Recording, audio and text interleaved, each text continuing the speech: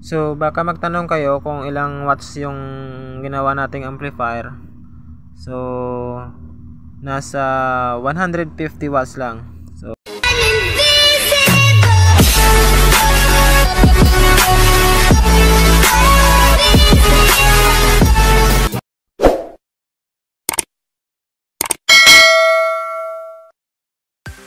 what's up guys? So for today's video, gagawa tayo ng ng protective sa ating mga tweeter para iwas sunog. So ito po yung tweeter natin, 300 watts 8 ohms. Tapos ito po yung mga pieces na gagamitin natin. Audio filler na na hindi tayo mag-focus, 3.3. Tapos stoplight bulb ng ng motor. So nabili natin to sa spare part ng motor, halagang 20 pesos. So ito po yung gagamitin natin para ito po yung magsilbi na fuse sa ating tweeter para hindi masunog yung tweeter natin. So ilalagay na natin to. Una ilagay natin to yung audio filler sa positive ng ating tweeter. Ayan. Tapos sa paggamit sa paglagay natin ng ng audio filler, so ang gagamitin natin dito na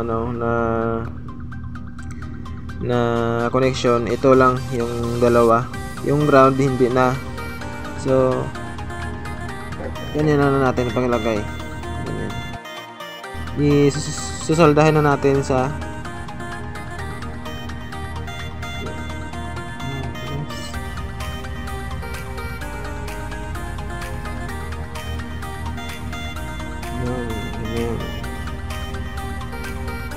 okay. Tapos i-testing na natin. So ito pa yung positive na galing sa amplifier natin. So, ilagay natin dito sa kabila.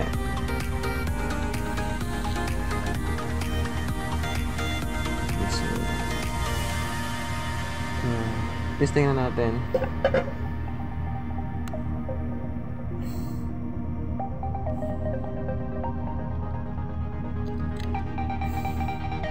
So ipakita ko sa inyo yung ginawa kong amplifier. So simple amplifier lang to. Simpleng amplifier. Yan, diba? Napakaangas. Ito yung supply niya, 15 volt. So baka magtanong kayo kung ilang watts yung ginawa nating amplifier. So nasa 150 watts lang.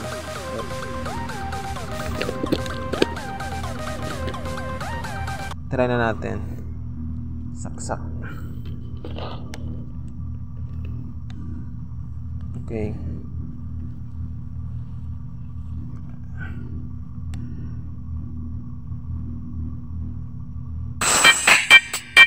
Yan, tumunod na. We mix together. We mix together. That's why we are stronger. So, we are Visayas Beats Production. Ibig sabihin sa ito.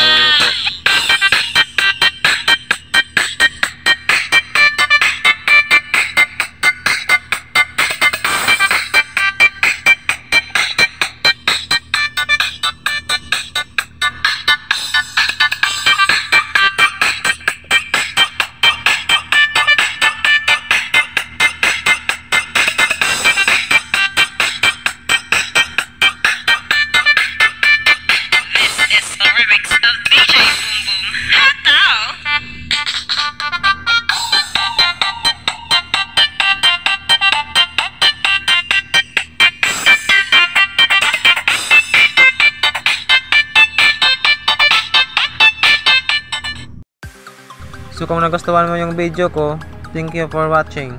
See you to the next video. Bye-bye!